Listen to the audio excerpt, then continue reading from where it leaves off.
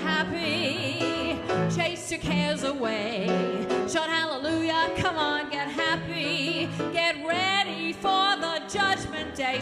Ladies and gentlemen, I would like to welcome to this show Ms. Joan Ellison. Hello, great to be here with you. Coming up in June marks 100 years from when Judy Garland was born, and you're performing across the nation singing the work of Judy Garland. Can you talk about the importance of keeping the breadth of her career and her legacy alive? Well, I would consider her, certainly right up in that pantheon of 1 in 500 year singers and entertainers. And it's almost hard to find anyone to compare with her because she was so unique. I think there has been a bit of a cottage industry in sort of labeling her as a drug addict, less than she is. But when you go back and you look at her artistry, and when you look at just the breadth of her artistic output in so many areas, albums, movies, live concerts, and all the songs that were written for her and inspired by her that she originated that have now become, Over the Rainbow, really often voted the #1 song of the 20th century. She's just a huge figure in our American cultural life. She also had a huge heart and love to give and support causes, the civil rights movement, so many causes that she was behind to support equality for people, despite the inequality that she was facing as a woman coming up during her time. Yes. She visited children's hospitals. She supported troops early on. She was, I think, in the sort of the first group of people who did USO shows. Stop, let my heartstrings. As he started to leave, I took hold of his sleeve with my hand. Can you talk a bit about your trio? How did that get started? I was looking for a way to distill these orchestrations, Judy Garland's original orchestrations, down into something small enough that it would work for smaller venues during the pandemic or whatever. I was teaching a lesson to a student who was a grad student at CIM in cello, and I said, we were doing Blue Skies, and she said, I could play a walking bass on my cello for this. And I thought,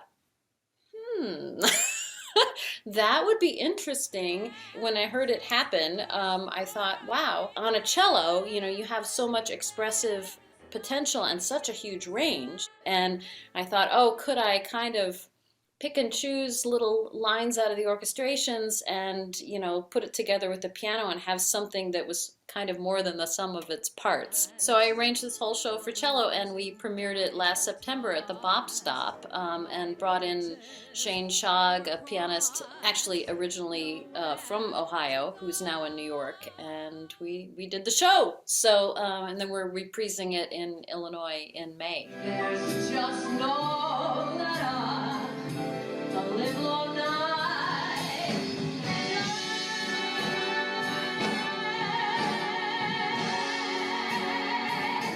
How do you go about restoring the orchestrations?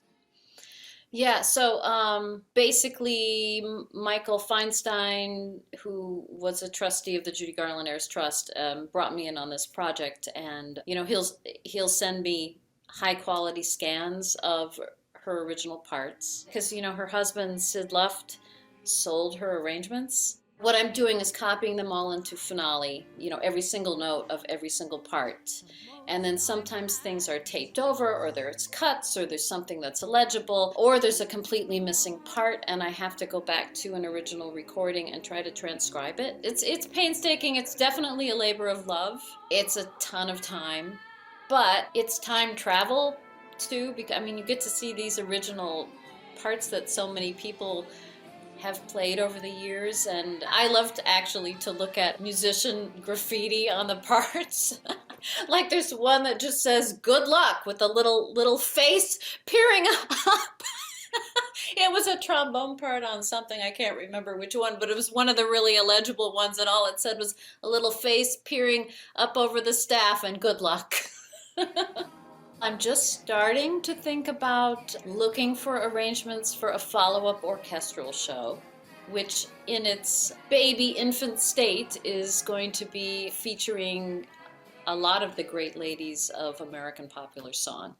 So Judy will be in there, of course, and it would give me a chance to use a lot of her original arrangements that don't fit into my current orchestral show, but I would like to include all kinds of other wonderful singers. Well, Joan, I'd like to say thank you so much for spending time with me today. Do you have any parting words? Well, it's been just a joy speaking with you and getting the word out about Judy, and I'd just like to encourage any young women who are thinking of going into music. If you feel that it's on your path, do it. Don't let anyone tell you not to. It can be a really rewarding life. If happy little bluebirds fly